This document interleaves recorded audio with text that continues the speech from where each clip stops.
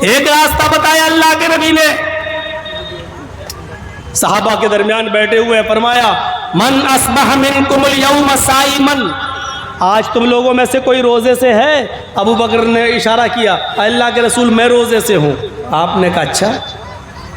من اطعم منکم اليوم مسکینا، کیا تم میں سے کسی نے آج کسی فقیر کو کھانا کھلایا ہے؟ ابو بکر صدیق نے ہاتھ اٹھایا، کہا اللہ کے رسول میں روزے سے ہوں، میرے حصے کا کھانا بچا تھا اس لیے میں نے دوپہر میں ایک مسکین کو، ایک فقیر کو کھانا بھی کھلا دیا۔ اللہ کے نبی نے کہا اچھا من عاد منکم اليوم مریضا، تم میں سے کسی نے آج کسی مریض کی عیادت کی ہے؟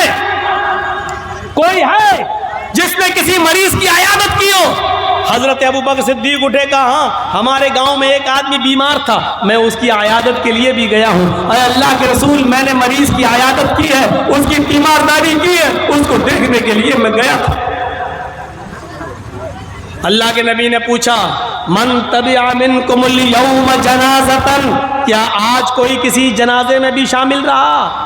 کیا کوئی ایسا بھی ہے جس کے ہاں کسی کا انتقال ہوا ہو اور وہ قبرستان تک اس کے ساتھ رہا ہو، جنازے میں اس کے پیچھے پیچھے گیا ہو؟ ابو بکر ہی اٹھتے اور کہتے کہ اللہ کے رسول میرے علاقے میں ایک انسان، ایک آدمی کا انتقال ہو گیا، میں اس کے گھر گیا، میں نے اس کو غسل دیا، میں نے اس کو کفن بھی پہنایا، میں نے اس کی جنازے کی نماز بھی پڑھائی، قبرستان میں گیا، میں قبر میں اترا، میں نے اس کو اتارا بھی، میں نے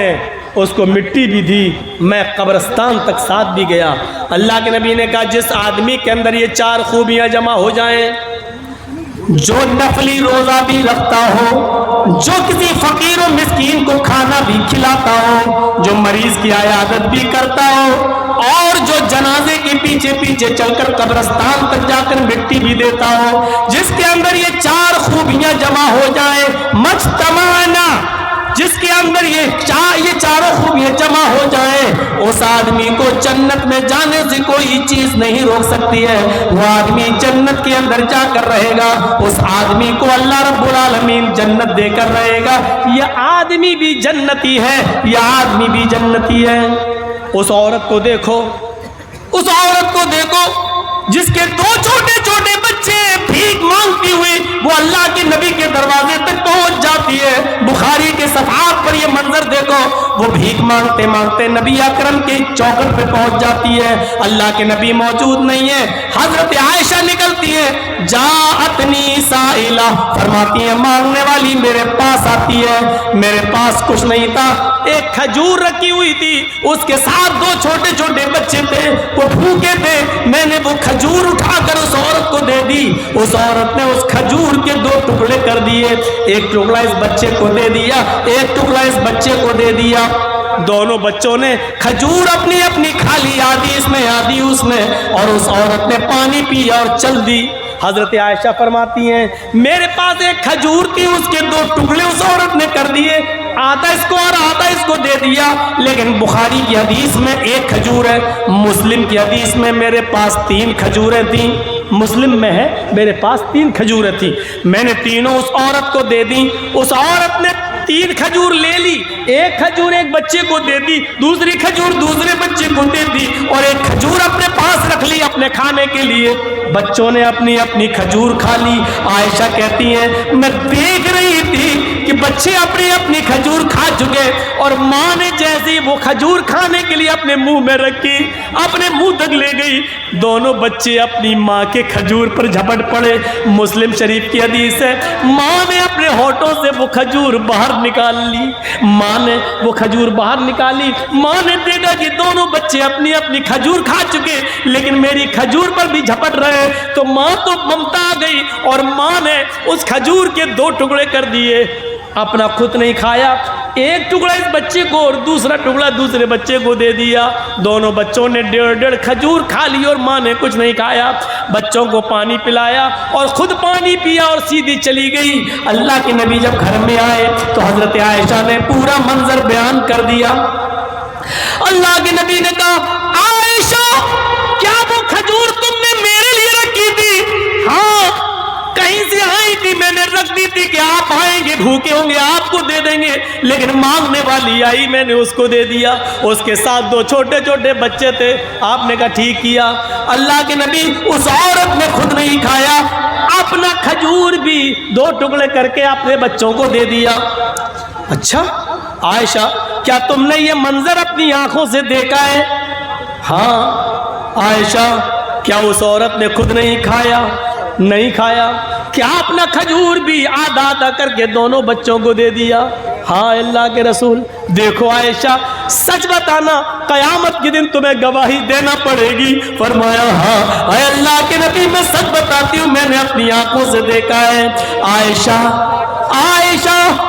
وہ عورت جو اپنے بچوں کو پرورش کرنے آزمائی گئی، جس کا باپ مر گیا، شوہر جس کا مر گیا، ان بچوں کا باپ مر گیا، اور عورت اپنے بچوں کی پرورش میں آزمائی گئی ہے، در در کی ٹھوکریں کھاتی ہے اور اپنے بچوں کو پال پوس کر بڑا کرتی ہے۔ اے عائشہ، تمہیں نہیں معلوم خود بھوکی رہ کر اپنے بچوں کو کھلانے والی، کھجور کا ٹکڑا کھلانے والی نے کتنا بڑا کام کیا۔ عائشہ، اس عورت نے خود بھوکا رہ کر اپنی کھجور 2 ٹکڑے کر کے دونوں بچوں کو کھلا کر وجبت علیہ الجنہ، وجبت علیہ الجنہ، وجبت علیہ الجنہ، اللہ نے اس عورت پر جنت واجب کر دی، اس عورت پر جنت واجب ہو گئی، اس پر جنت واجب ہو گئی، اس پر جنت واجب ہو گئی۔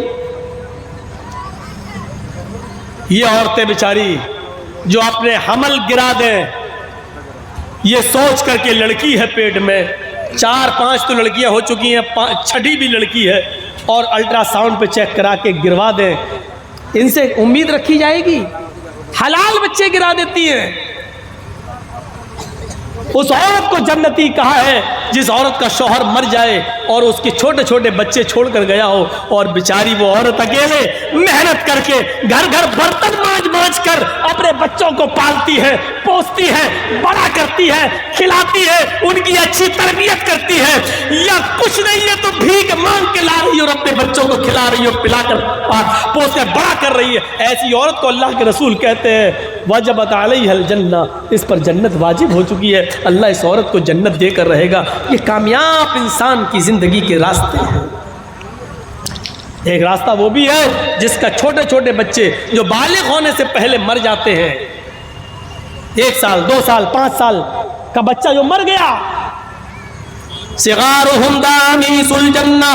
یہ چھوٹے چھوٹے بچے بلا روک و ٹوک جنت میں ٹہلتے رہتے ہیں، ان کی روحیں جنت کے اندر ادھر سے ادھر گھومتی رہتی ہیں، پھرتی رہتی ہیں۔ قیامت کے دن حساب و کتاب ہوگا، اللہ ایک مجمع کے بارے میں حکم دے گا، ان کو جہنم میں پھینک دو۔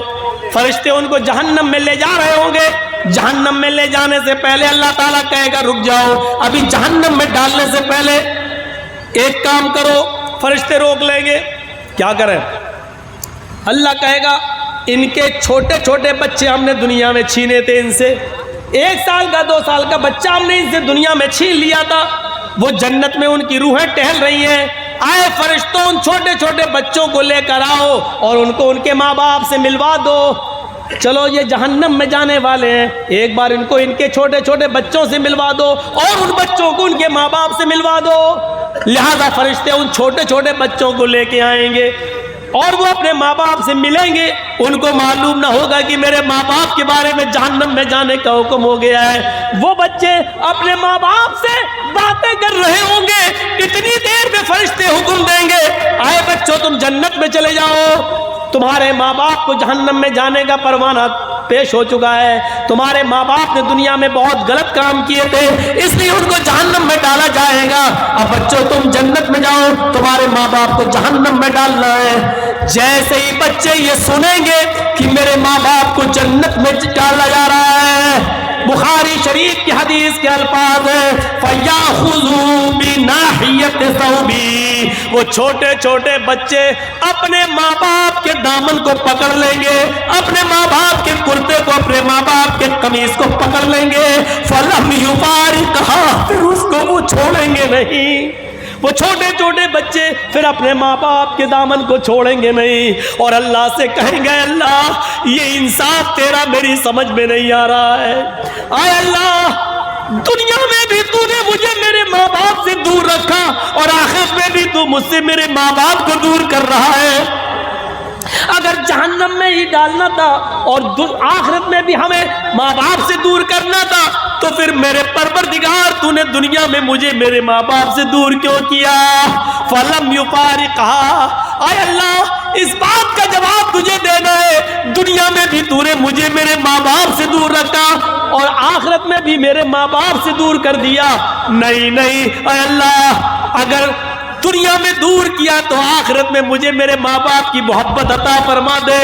اللہ رب العالمین کی دریائے رحمت جوش میں آئے گی اور اللہ فرمائے گا اے فرشتوں یہ چھوٹے چھوٹے بچے ٹھیک ہی کہہ رہے ہیں، جاؤ اے بچوں اپنے ماں باپ کا ہاتھ پکڑو اور اپنے ساتھ اپنے ماں باپ کو بھی جنت میں لے جاؤ، جاؤ میں نے تمہاری آرزویں پوری کر دی، تمہاری تمنا پوری کر دی، اے چھوٹے بچوں جاؤ اپنے ماں باپ کو لے کر جنت میں داخل ہو جاؤ، میں نے تمہاری وجہ سے تمہارے ماں باپ کو بخش دیا، تمہارے ماں باپ کو جنتی بنا دیا۔ یہ جنت میں جانے کے راستے ہیں، لیکن یہ وہی بچے جنت میں لے جائیں گے جن بچوں کے انتقال پر ان کے ماں باپ نے صبر کیا ہوگا، انا للہ و انا الیہ راجعون پڑھا ہوگا اور کہا ہوگا اللہ تیری امانت تھی تو نے لے لی، جنہوں نے صبر کیا ہوگا، چیخے چلائے ہو، نوحہ کیا ہو، ماتم کیا ہو، گڑگڑا گڑگڑا کر بال نوچ نوچ کے کپڑے پھاڑ پھاڑ کر روئے ہو، ایسے بچے اپنے ماں باپ کو جنت میں نہیں لے جائیں گے اور نہ اللہ تعالیٰ ان کو جنت میں داخل کرے گا۔ ان ماں باپ کو جنت میں داخل کرے گا جو اپنے بچوں کے انتقال پر جنہوں نے صبر کیا ہوگا اور کہا ہوگا انا للہ و انا الیہ راجعون۔ تو میرے پیارے ساتھیوں، یہ تھیں چند بنیادی باتیں جو جنت میں لے جانے کے راستے تھے، کامیاب مومن کی نشانیاں تھیں جو ہم نے آپ کو اس خطبے کے اندر، اس تقریر کے اندر بیان فرمائی ہے۔